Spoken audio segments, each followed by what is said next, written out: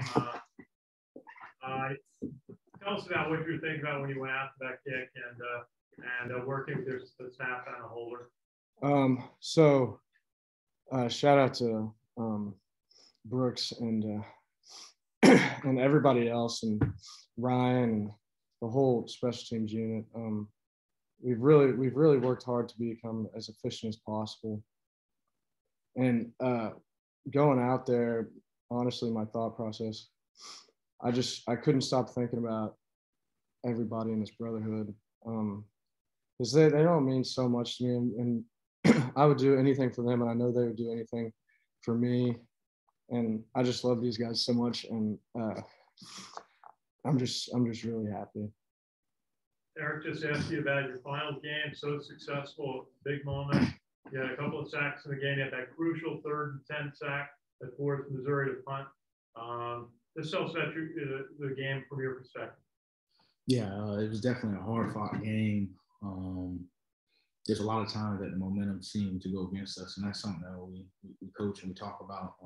Just get that turn back around at the right times during the game. I think we did a good job as a unit doing that. And it all comes down to the way we prepare week in and week out during the week, understanding what our job is and doing it appropriately. So when the moment comes, we execute. Did you have any preparation for Brady Cook going in today? Did you have any film to watch in preparation for him playing today? No. How do you handle that situation?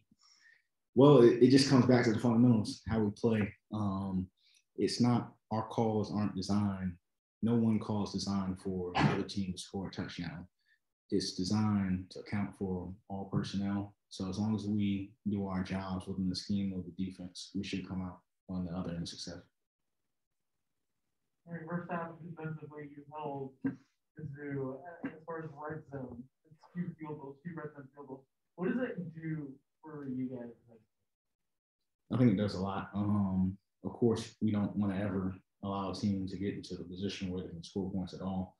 But when they get into the red zone and they're not able to complete and get a touchdown, that takes points off the board for them and gives us the opportunity to where if we get a score, we're able to go up a couple points, which is a big momentum swing for the game.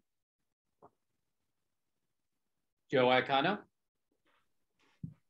Hey guys, congratulations on the win. Joe Iacono with GoBlackKnights.com. Cole, how did you everybody always talks about to be successful in sports, you have to have a short-term memory, right? So what's the process? How do you erase the first half miss when you're going out there to try and make the game winner at the end of the game?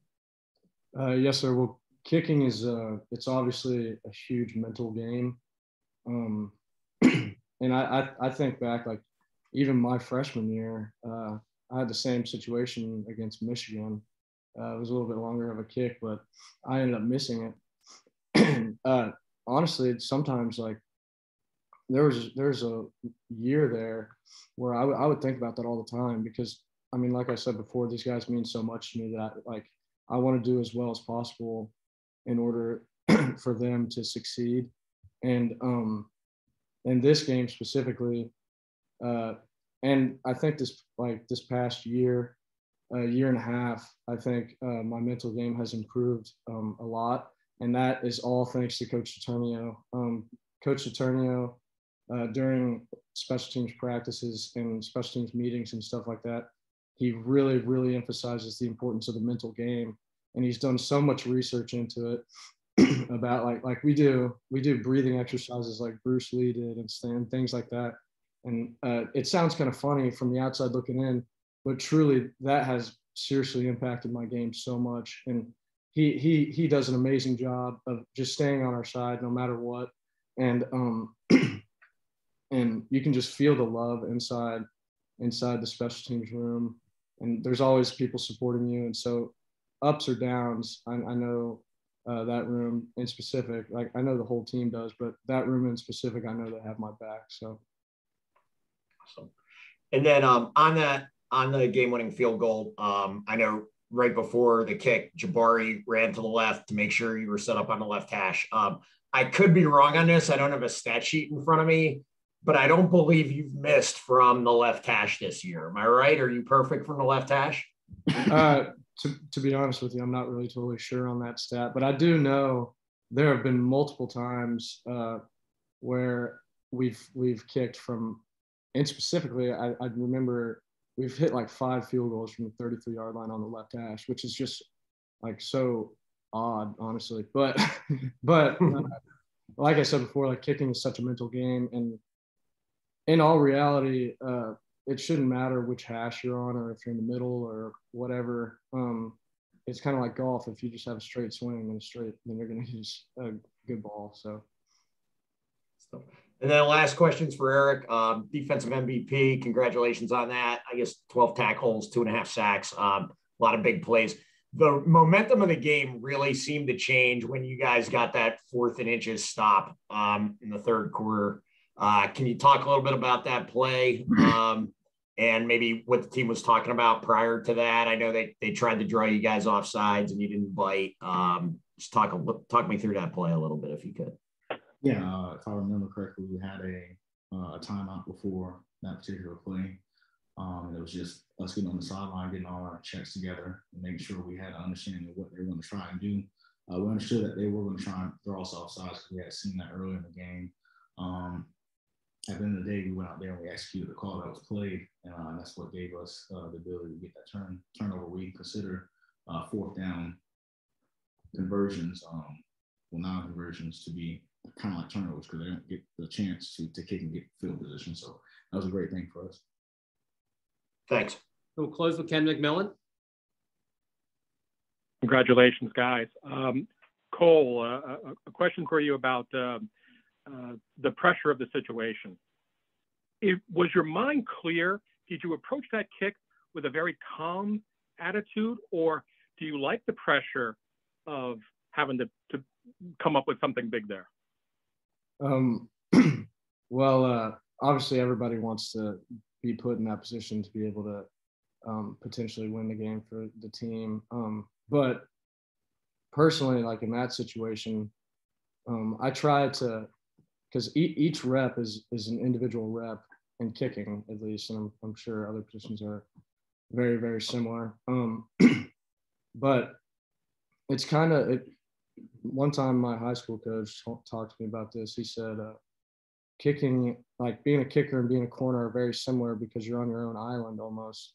And each thing that you do is so detailed and everything like that. I mean, I've never played corner in my life, so I'm not really sure how accurate that is. But yeah, so this kick in specifically, I was just trying to learn from my previous one to get into like the details of it. Like the first kick that I had missed, I looked my head up too early. And for me personally, my kicking style, that caused my hips to move to the left, ending in me pulling the ball to the left. And so personally for this last field goal, I was trying to keep my head down in order to have that straight swing. Mm-hmm. Eric, can you just talk about how you guys changed things up? Because Missouri was rolling on you guys in the first half, but you guys came out with a much better effort in the second half, and they didn't seem to be giving up the big plays. What kind of adjustments did you guys make? Yeah, one of the big plays that they had during the first half that we were concerned about, and they were getting a lot of yards on, was kind of the wide zone. The focus when we came in for halftime was understanding how we defeat that play. What we came to agreement on is just backing up from the line of scrimmage and allowing the play to develop for us, especially as linebackers, getting downhill once the ball declares us. So I think cleaning up our fits in that part of the game, I think that helped going into the second half. Mm-hmm. I have to take you through the emotions of the last 2 drives. You guys gave up 83 yards. Missouri scores the go-ahead touchdown. What did that feel like to you? And what was your thought about the offense going out in the field with the potential of pulling out the win? Well, of course, as a defense, if the offense scores, we didn't feel too great about that. But we had a lot of confidence in what our offense could do. Although it was a minute and 11 seconds left to go, we do a 1-minute drill every day before practice, and I'm very sure. I know my teammates are very sure of our offense's capability to get down the field and score points, and that's what they did. Thank you. All right. Thanks. I witnessed the 62-yarder by Texas Tech earlier this year, winning over Iowa State. What did anybody say to you on the sideline prior to this kick tonight? Honestly, not a lot of people tried to stay away from me. I think everybody tried. I think everybody knew I was trying to get locked in. But yeah, it's actually kind of weird. No one said a word to me the entire time.